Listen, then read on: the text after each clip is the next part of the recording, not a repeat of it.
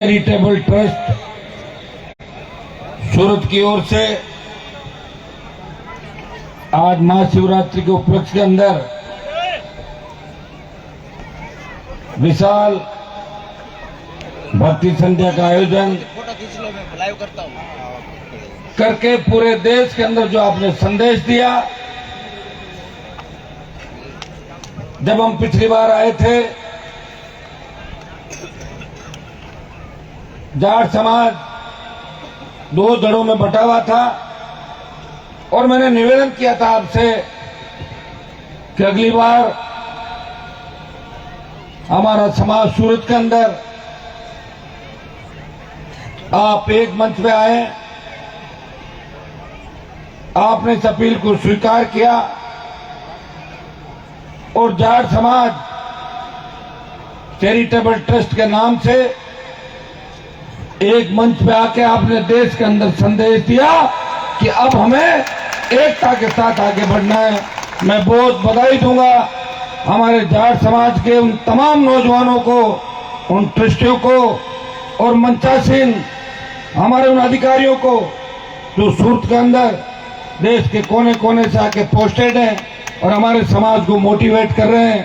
यहाँ के गुजरात का पटेल समाज भी हमारे ही समाज की तरह है। जब पटेल सांसद लोकसभा के अंदर मुझसे मिलते हैं, वो एक ही बात कहते हैं, आप राजस्थान के जाट हैं, हम गुजरात के जाट हैं। ये गुजरात का पटेल दिल्ली के अंदर हमें कहता है। भाइयों, दो तीन जोरदार जयकारे लगाऊंगा। एक तो आज महाशिवरात्रि के उपलक्ष्य में मैं आप सबको बहुत बहुत बधाई दूंगा। शिवरात्रि का पर्व सबसे बड़ा पर्व है और निश्चित रूप से हम धार्मिक प्रवृत्ति के लोग हैं।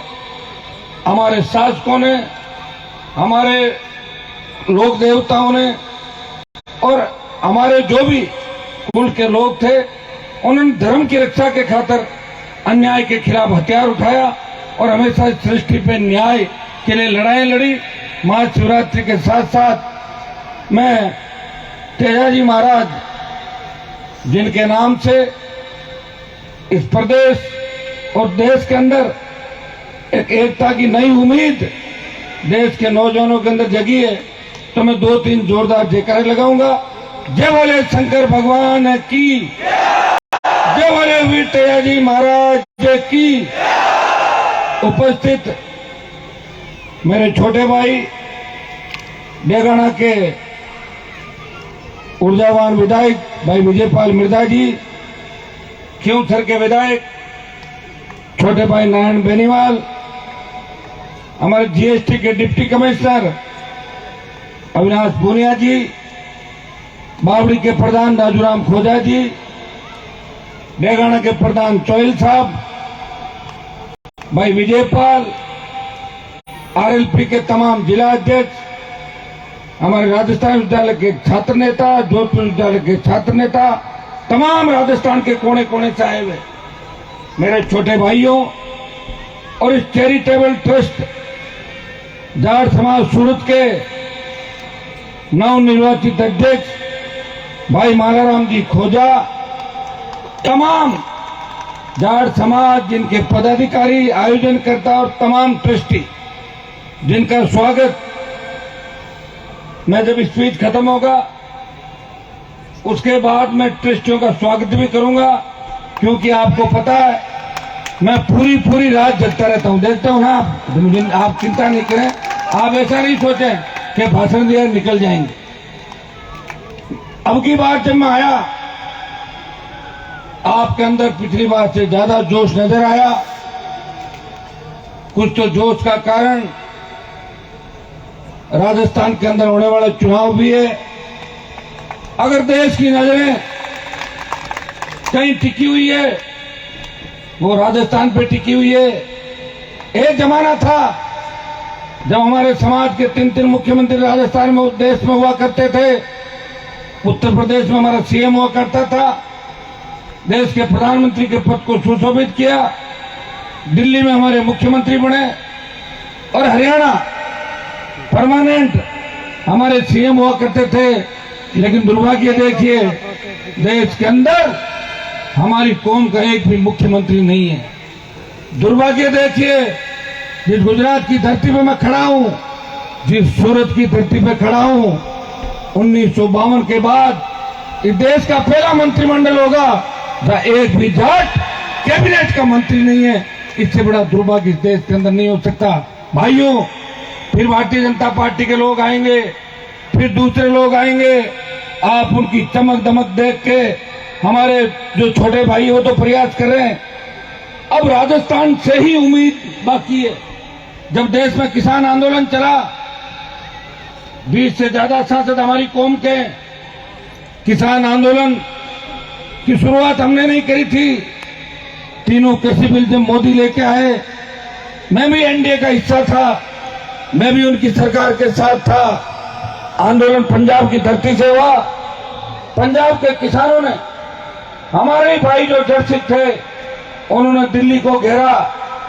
जब उनको तकलीफ के अंदर देखा तो हरियाणा का जाट सड़कों पर आया, दिल्ली का जाट सड़कों पर आया, उत्तर प्रदेश का जाट सड़क पर आया। लेकिन मोदी जी नहीं माने। उन तमाम किसान नेताओं ने मुझे कहा, हनुमान जी आप अगर मोदी की सत्ता छोड़ दो, तो मैंने उनको कहा मैं ही क्यों छोड़ दूं, मेरे समाज के लोग 20 से ज्यादा सांसद है और भी राज्य मंत्री है, आप उनको भी कहो। बोले वो नहीं छोड़ सकते, आप में हमें उम्मीद है। आप अगर राजस्थान के अंदर इस किसान आंदोलन को मजबूती देंगे, अगर राजस्थान में किसान आंदोलन को खड़ा करेंगे और गुजरात से दिल्ली का कनेक्शन NH8 को अगर जाम करके मोदी को चुनौती दोगे, तो किसान कौम की जीत होगी। भाइयों, 1 मिनट भी नहीं गवाया, मैंने दिल्ली की ओर कूच किया और पहली बार NH8 जाम किया और दूसरी बार जब कूच किया, एनडीए छोड़ी, परोसी थाली के ठोकर मार के अपनी कौम के मान और सम्मान को इस देश के अंदर ऊंचा किया और मंत्री पद छोड़ के 70 दिन सड़क पे अगर देश का कोई सांसद बैठा, वो नागौर का सांसद था। जिस तरह वीर तेजाजी महाराज ने वचन के खातिर अपने प्राण न्यौछावर किए, हनुमान बेनीवाल ने भी जब पार्टी बनाई थी, वचन दिया था देश के जवानों को, देश के किसानों को, जब भी आपको मेरी आवश्यकता पड़ेगी मैं सत्ता छोड़ के सड़क पे आ जाऊंगा। और हनुमान बेनीवाल सत्ता छोड़ के सड़क पे आ गया और सड़क पे आने के बाद उस राजस्थान के किसान और जवान को उसी तरह जगाने के लिए गांव गांव ढाणी ढाणी निकला। कोरोना काल के बाद जो हालात इस प्रदेश के अंदर बने, आपसे कोई छुपे नहीं। किसान आंदोलन में हुई हार का बदला लेने के लिए प्रधानमंत्री ने देश की सेना को ठेके में दे दिया। अग्निपथ योजना लेके आए, अग्निवीर के नाम से योजना लेके आए। भाइयों, मुझे बताएं, 4 साल के लिए कोई भी व्यक्ति सेना में नहीं जाएगा, कोई भी व्यक्ति अपनी जान देने के लिए बॉर्डर पे नहीं जाएगा। अगर उस अग्निपथ का विरोध किसी ने किया, जोधपुर में 2 लाख जवानों की रैली करके मोदी को चुनौती दी। प्रधानमंत्री जी, किसानों के आंदोलन का नेतृत्व पंजाब ने किया है, लेकिन जवानों के आंदोलन का नेतृत्व राजस्थान के किसान के बेटे करेंगे, वो देश के जवानों के आंदोलन का नेतृत्व करेंगे। लोकसभा में अगर आपको मामला उठाते हुए कोई सांसद दिखेगा, वो नागौर का सांसद है। उसे चिंता है कि मेरे कौम के किसान के बेटों ने 62, 65, 71 और कारगिल की लड़ाई के अंदर हमेशा अपनी जान की बाजी लगा के भारत माता की रक्षा करी। छोटे बच्चे जहाँ मेरा घर है स्टेडियम के सामने, वहां से निकलते हैं, एक ही चिंता करते हैं, हनुमान जी सेना हमारी थी, वो भी आज से चली गई। मैं आपको विश्वास दिलाता हूँ, मैं इस देश के जवानों को विश्वास दिलाता हूँ कि जल्दी 2 लाख से ज्यादा जवान दिल्ली कूच करेंगे, राजधानी को घेरेंगे और मोदी जी को झुकाएंगे और अग्निपथ योजना देश के अंदर वापिस कराएंगे। भाइयों, देश के अंदर और प्रदेश के अंदर, आज प्रदेश के हालात आपसे छुपे नहीं। आज प्रदेश के अंदर जो हाहाकार मचा है, एक व्यक्ति मुख्यमंत्री रहना चाहता है, उसको चिंता है कि मैं सीएम कैसे रहूं, और दूसरा वो बनना चाहता है, उसे चिंता है कि मैं बन जाऊं। अब बन के भी क्या कर लोगे? पंजाब में चन्नी वाली स्थिति हो जाएगी। चन्नी बना था लास्ट में क्या 6 महीने के लिए, और भारतीय जनता पार्टी वहां मजा ले रही है। अपना आप वोट देंगे, लोग जाएंगे कहां? कांग्रेस को हराएंगे और भाजपा को जिताएंगे। बिना दूल्हे की बारात है भारतीय जनता पार्टी। 12 दूल्हे और एक लुटेरी दुल्हन। तोरण कौन मारेगा इसका पता नहीं, लेकिन मारा जारी बिना दूल्हे के। तोरण कौन मारेगा इसका भी अता पता नहीं। सिर्फ एक पार्टी राजस्थान के जवान और किसान की लड़ाई लड़ रही है। जब पेपर लीक के प्रकरण के अंदर हमारे विधायक बेल में हल्ला कर रहे थे, विधानसभा के अध्यक्ष ने उनको बाहर निकाल दिया। बीजेपी वालों का फर्ज ये था कि वो रोकते, लड़ते, लेकिन उन्होंने टेबल बजाई, बोले बाहर निकालो इनको यहां से। आप ये बताइए कैसी व्यवस्था है? ये हाथ मिला लिया राजस्थान के अंदर। इस मिलाजुली के खेल के अंदर कौन पिछ रहा है? बजरी माफिया राजस्थान की सरकार चला रहा है और मोदी की सरकार अडानी चला रहा है देश के अंदर। ये सारी बातें आपको पता है। ये भाइयों, समय आ गया है कि हमें मजबूती के साथ लड़ना होगा। मैंने आपको सूरत और गुजरात के चुनाव में डिस्टर्ब नहीं किया था। मैं गुजरात में वोट की अपील करने नहीं आया था। मैं उत्तर प्रदेश के अंदर उन किसानों की चिंता कर रहा था। अगर मैं आरएलपी को खड़ा करता और कितने भी वोट आते, उन किसानों के दिल पे क्या बीतती, जो ये कहते कि हनुमान जी वोट बांटने के लिए आ गए।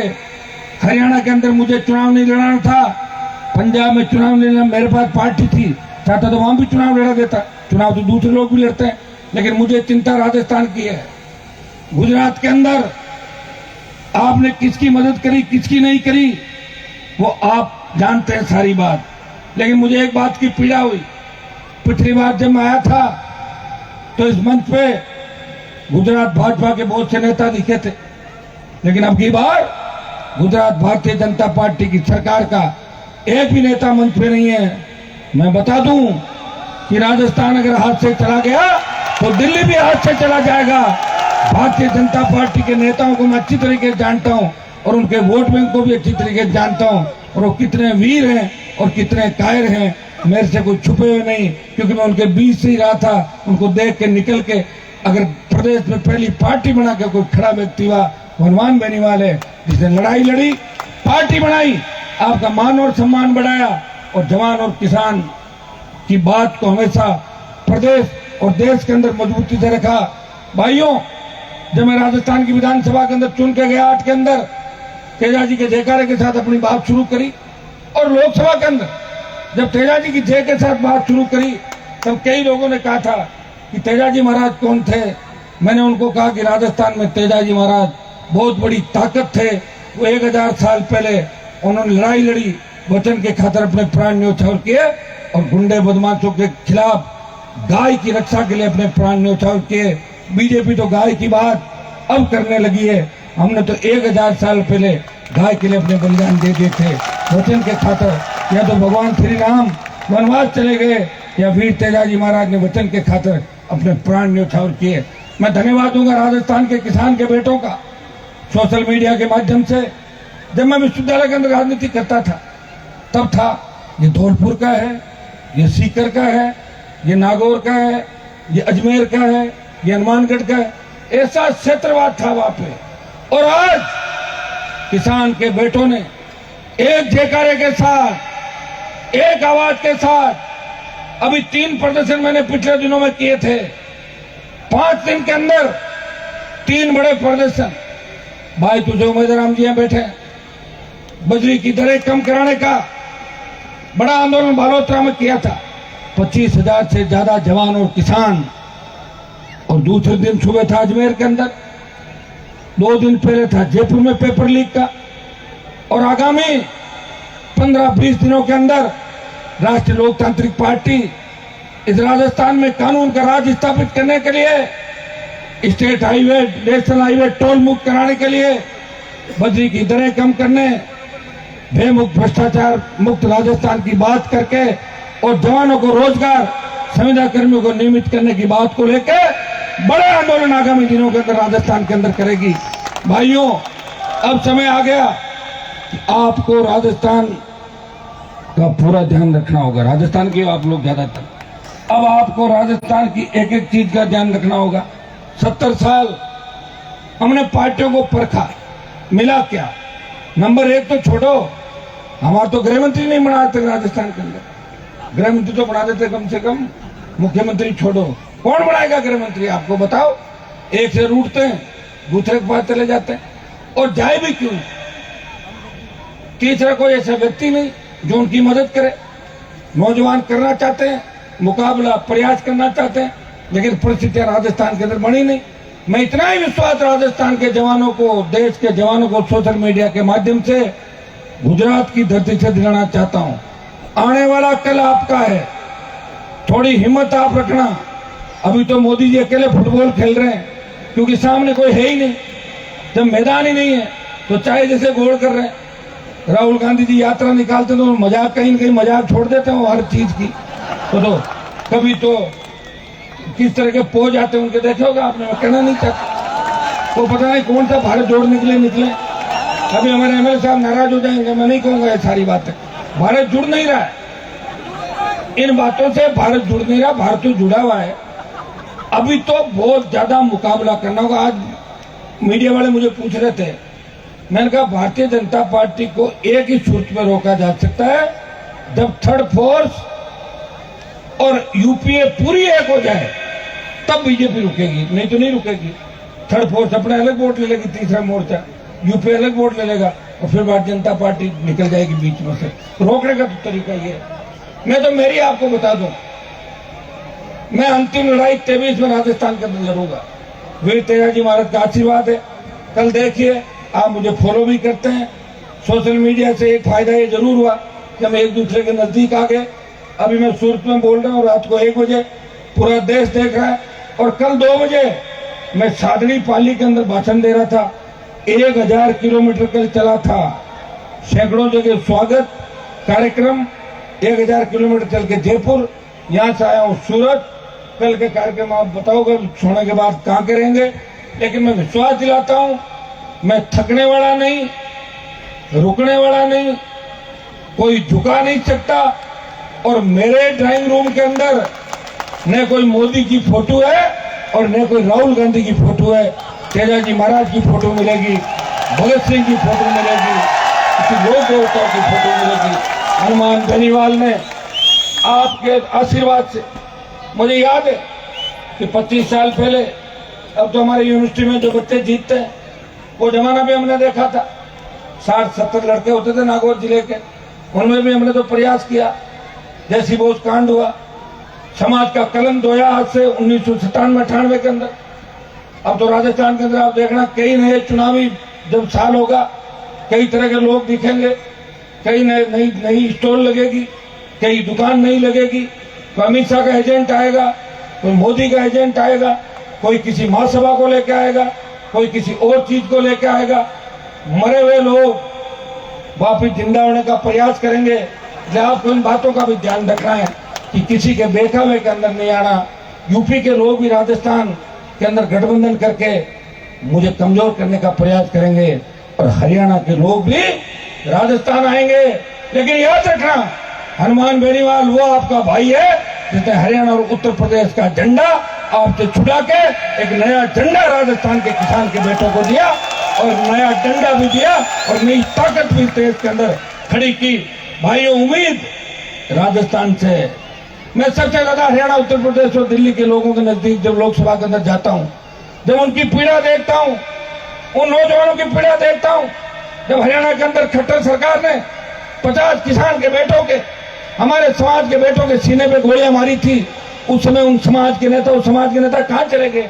और उसी समाज के वो नेता जो हमारे समाज की राजनीति करते थे, आज खट्टर को समर्थन देके वो हरियाणा में सरकार बचाने का काम कर रहे हैं। शर्म आनी चाहिए उन लोगों को कि सत्ता के लालच में इतने अंधे हो गए, या अमित शाह और मोदी की ईडी और सीबीआई से इतने डर गए कि उन हमारे छोटे भाइयों का जो कत्ल हुआ था उस बात को भी भूल गए। उत्तर प्रदेश से भी लोग आ जाएंगे। आप हिम्मत हारने वाले तो नहीं हो ना? देखो भाई, आप अगर हिम्मत हार जाओगे तो मैं तो अभी 3 बार एमएलए, 1 बार एमपी, एक एमएलए मेरा छोटा भाई बेटा मेरे पिताजी के लिए 8-9 बार हो गए। कोई ज्यादा मजा नहीं आ रहा है एमएलए एमपी में, बता दो। और ज्यादा मजा मंत्री में भी नहीं आता। मजा तो आपको पता, पूरी ताकत पास में जब भी मजा आता है प्रदेश के अंदर। और वो मजा जब आ सकता है जब हम संगठित हो, हमारे साथ शेड्यूल कास्ट के लोग आएंगे, मुस्लिम आएंगे, ओबीसी के भाई आएंगे, और इन 4 साल के अंदर ऐसा कोई संभाग और जिला नहीं होगा जहां राष्ट्रीय लोकतांत्रिक पार्टी ने छाप नहीं छोड़ी। उदयपुर, जो भारतीय जनता पार्टी का गढ़ कहा जाता है, भारतीय जनता पार्टी को चौथे नंबर पर फेंक के जमानत जब्त कराई बल्लभनगर के चुनाव के अंदर। दरियावद में 3rd, सुजानगढ़, अभी जो लेटेस्ट सरदार शहर का चुनाव था, साड़ा का चुनाव, पंचायत चुनाव, पालिका चुनाव, आप देखिए कि राष्ट्रीय लोकतांत्रिक पार्टी जिस तेजाजी महाराज के आशीर्वाद से आगे चल रही है। न तो हमारे पास कोई धन है, न हमारी आर्थिक स्थिति अच्छी है। आर्थिक संसाधनों के अभाव के अंदर एक पार्टी धीरे धीरे आम आदमी, गरीब आदमी, सर्व समाज की उम्मीद पे आगे बढ़ती हुई नजर आ रही है। हर आदमी कहता है कि यार आरएलपी मजबूत पार्टी है, और मेरे पास आने वाला व्यक्ति यही कहता है, आखिरी उम्मीद आप हो हनुमान जी, मैं थक गया, मैं हार गया, आप मेरा जीवन बचाओ। हनुमान बेनीवाल के घर पे लोग रोते हुए आते हैं और हंसते हुए मेरे घर से जाते हैं। ये मेरे लिए बहुत खुशी की बात है। आज जब मैं यहाँ पर आया था और इतना जोश आपके अंदर था, और मुझे वहां से जब यहाँ लाए और ये मैंने मंच देखा, मैंने कहा अगर आज मैं मंच से मंच तक बिना घिरे पहुंच जाऊंगा। कितने लड़के गिर गए देखो रास्ते में, गिर गए थे, उठे, चिंता मत करो, उठ गए वाले। मैंने कहा अगर मैं मंच पे बिना गिरे पहुंच जाऊंगा तो 23 में राजस्थान का राज भी किसानों के हाथ में आ जाएगा। तो अब जाटों के बीच में से 300 मीटर की दूरी तय करके आना जवानों के बीच में बहुत टेढ़ा काम है। ये तो मैं ही हूँ जो आपके बीच में कूद के पड़ जाता हूँ, बाकी तो पटाखा चलता है तो भी हमारे नेता छूट जाते हैं। मुझे अच्छी तरह याद है जब राजस्थान में हार्डकोर अपराधी किसान के बेटों के सीनों पे गोलियां चला रहे थे, तब अपने आप को किसान नेता कहने वाले हमारे समाज के लोग अपना मोबाइल बंद करके रजोइयों में छुप गए थे। एक व्यक्ति लड़ाई लड़ रहा था, वो लड़ाई सड़क पे भी लड़ रहा था, सदन पे भी लड़ रहा था, और वो कहता था कि जो हमारे बारे में सोचते हैं ना, उनका अंत निश्चित है। अंत हो भी गया, और अगर किसी को गलतफहमी है, ये तो टेलर है बिना सरकार का, और सरकार के आसपास भी आ गए ना, चिंता मत करो, बंगाल की खाड़ी के अंदर भाग जाएंगे, एक भी नजर नहीं आएगा आपको। ये मैं विश्वास आपको दिलाता हूँ। और राजस्थान में अगर आपने ताकत दी तो गुजरात में तो अपना भी ताकतवर बन जाओगे। तो राजस्थान गुजरात तो एक ही है, राजस्थान से उठे आए गुजरात, गुजरात से राजस्थान, तो चिंता करने की जरूरत ही नहीं है आपको। तो राजस्थान की मिट्टी मजबूत मिट्टी है, और गुजरात के लोग घुल मिल जाते हैं। हमारा तो शायद सूरत के अंदर तो मुझे लगता है कि लाखों की आबादी होगी, और गुजरात में ऐसा लग रहा है कि मैं राजस्थान के किसी शहर के अंदर बड़ी किसान सम्मेलन या हमारे यूथ के सम्मेलन को संबोधित कर रहा हूं। इतनी संख्या में मातृ शक्ति, थोड़ा कार्यक्रम में यहाँ होते हुए लेट आए हम लोग, माताएं मैंने चली गई, लेकिन खुशी की बात यह है कि इस आजादी की लोकतांत्रिक जो आजादी राजस्थान के अंदर, इस लड़ाई के अंदर जिस तरह मातृ शक्ति आशीर्वाद दे रही है, जिस तरीके से हमारी बहनें आशीर्वाद दे रही है, भाइयों, छोटे भाई भगत सिंह की भूमिका के अंदर, और मातृ शक्ति झांसी की रानी लक्ष्मीबाई बनके इस भ्रष्टाचार रूपी इस व्यवस्था को बदलने के अंदर हनुमान बेनीवाल का पूरा साथ 2023 के अंदर देगी। इतना मुझे पूरा भरोसा इस राजस्थान के जवान और किसान पर।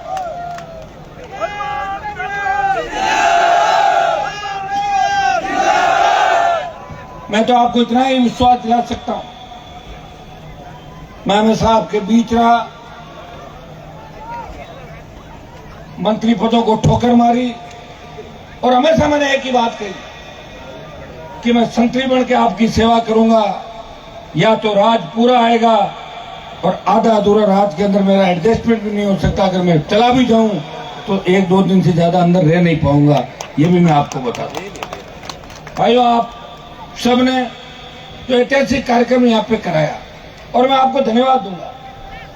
हमारे वहां से आज तो खुशी होती है, बेंगलोर के अंदर हम गए, हैदराबाद में गए, सूरत में तो शायद 4था-5वां कार्यक्रम मेरा होगा, इस देश के 20-30 से ज्यादा शहर ऐसे होंगे जहां हमारे मारवाड़ी भाइयों ने, हमारे समाज के नौजवानों ने, मैं वहां बेंगलोर से आगे भी गया, अभी नॉर्थ ईस्ट के अंदर गया, किस तरह नौजवान पूरी मजबूती के साथ, पूरी लगन के साथ काम कर रहा है।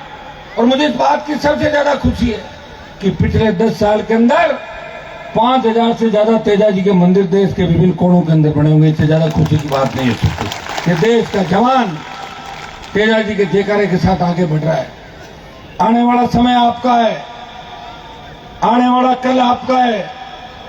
सही सोच के साथ, सही समझ के साथ आगे बढ़ना है। किसी के बेकाम में आने की जरूरत नहीं। और क्षणिक अगर 5 मिनट का कोई फायदा हो, उसके लिए किसी का नुकसान भी नहीं करना है अपने फायदे के लिए। एक काम करें।